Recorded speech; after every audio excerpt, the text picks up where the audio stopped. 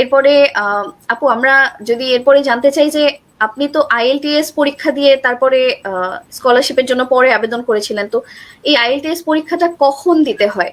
অথবা মানে আমি যদি আইএলটিএস না করি, যদি টোএফএল বা ডুওলিঙ্গো করি, সেক্ষেত্রে আহ, কি প্রসেস আমার মানা উচিত? জিআরই বা এক্ষেত্রে স্যাট এসব এসব টেস্টের ক্ষেত্রে? এক্ষেত্রে বিষয়টা হচ্ছে যে তোমার আগে দেখতে হবে যে তুমি যেই দেশে যাচ্ছ সেই দেশে মোস্ট অফ দা ইউনিভার্সিটি তোমার কি অ্যাকসেপ্ট করতেছে। তুমি যেখানে অ্যাপ্লাই করতেছো সেই ইউনিভার্সিটি যদি তোমার কাছে আইএলটিএস চায়, তোমাকে অবশ্যই আইএলটিএস পরীক্ষা দিতে হবে। যদি জিআরই তারা অ্যাকসেপ্ট করে তাহলে অবশ্যই জিআরই এক্সাম দিতে হবে। তো আমার ক্ষেত্রে হচ্ছে আমার আইএলটিএস স্কোরটা দরকার ছিল অ্যাডমিশনের জন্য। তো সেক্ষেত্রে আমি আইএলটিএস পরীক্ষা দিয়েছিলাম সেপ্টেম্বরের দিকে। তবে আইএলটিএস পরীক্ষা দেওয়ার হচ্ছে আইডিয়াল সময়টাই হচ্ছে সেপ্টেম্বর। কারণ তুমি চিন্তা করো যে খুব শর্ট টাইম। তুমি যদি নিজে অ্যাপ্লাই করতে যাও তখন দেখা যায় যে এই জিনিসগুলো মানে এই যে ডকুমেন্ট এগুলো কালেক্ট করা, ইউনিভার্সিটিতে অ্যাপ্লাই করা, তাদের রিপ্লাইয়ের জন্য অপেক্ষা করা, তারপর সেই অ্যাডমিশন লেটার নিয়ে আবার স্কলারশিপে অ্যাপ্লাই করা এবং তাদের ডিসিশনের জন্য অপেক্ষা করা, এই টাইমটা কিন্তু বেশ বড় একটা মানে খুব বড় একটা টাইম নিয়ে যায় তার জীবন থেকে। তো আর আইএলটিএস এর টাইম হচ্ছে 2 বছর মাত্র। ঠিক আছে, আমি এরকম অনেক মানুষ দেখেছি যারা হচ্ছে সবকিছু রেডি, তারা আইএলটিএস পরীক্ষা দিয়েছে অক্টোবর বা নভেম্বরে, কিন্তু তারা যখন ফ্লাই করবে মানে মাঝখানে একটা বছর চলে গেছে এই সবকিছু অ্যাপ্লাই তারপর হচ্ছে সব জোগাড় করতে করতে 1 বছর চলে গেছে। পরের বছর যখন তারা ফ্লাই করবে তখন তার কাছে আর হচ্ছে আইএলটিএস এর টাইমটা নেই। মানে তোমার ফ্লাই করার সময় কিন্তু তোমার আইএলটিএস এর ভ্যালিডিটি থাকতে হবে। তুমি যেদিন ফ্লাই করছো সেই সময় তোমার আইএলটিএস এর স্কোরটা ভ্যালিড থাকতে হবে, এটা হচ্ছে বিষয়। তো তুমি যদি ধরো জুনে বা হচ্ছে এপ্রিলে এক্সাম দিলা, এবার তুমি ফ্লাই করতেছো গিয়ে হচ্ছে আগস্টে বা সেপ্টেম্বরের দিকে তুমি ফ্লাই করছো, মোস্ট অফ দা কোর্স হচ্ছে ওই সময় শুরু হয়, ওইটা একটা পিক টাইম। ওই সময় হচ্ছে যদি তুমি ফ্লাই করতে চাও তখন তোমার কাছে আইএলটিএস স্কোর নেই, তখন কিন্তু তোমাকে আবার আইএলটিএস পরীক্ষাটা আরেকবার দিতে হবে শুধুমাত্র ফ্লাই করার জন্য।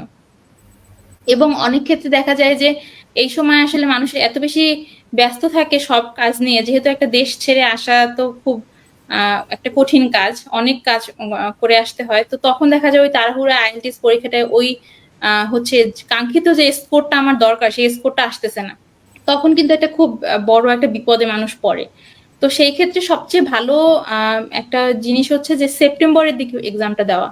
কারণ সেপ্টেম্বরের দিকে এক্সামটা দিলে হয় কি যে ওটা আর কি 2 বছর যদি ভ্যালিডিটি থাকে, তুমি 2 বছরের যে কোনো সময় আর কি মুভ করতে পারবা।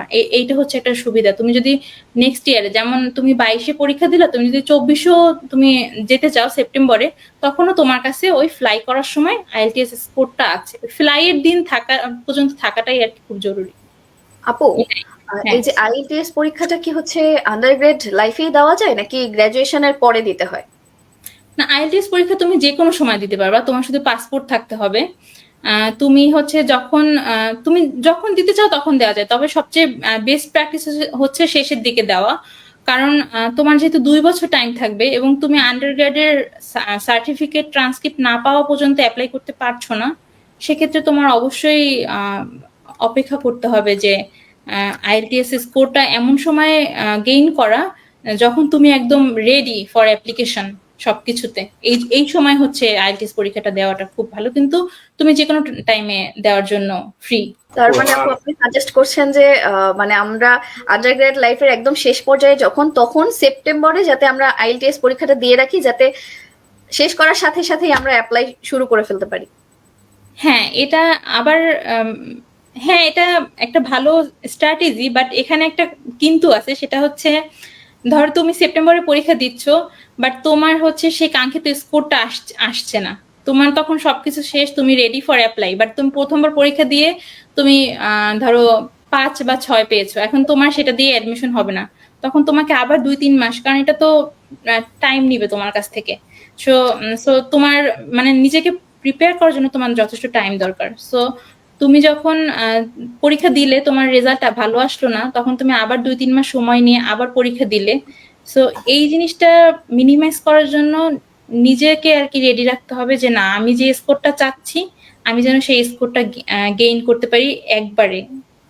এই চেষ্টাটা করতে হবে। তাহলে তুমি ওরকম একটা টাইম শিডিউল নাও যে হ্যাঁ সেপ্টেম্বরে জানি আমি দিব, সেপ্টেম্বরেই আমি রেজাল্ট পেয়ে যাব, 12 বা 14 দিনের মাথায় রেজাল্ট পেয়ে যাব, এরপরে হচ্ছে আমি এটা দিয়ে অ্যাপ্লাই করবো। এটা তুমি যদি এতটুকু কনফিডেন্ট থাকো তাহলে তুমি সেপ্টেম্বর বা ওই আশেপাশে টাইমটা যেতে পারো।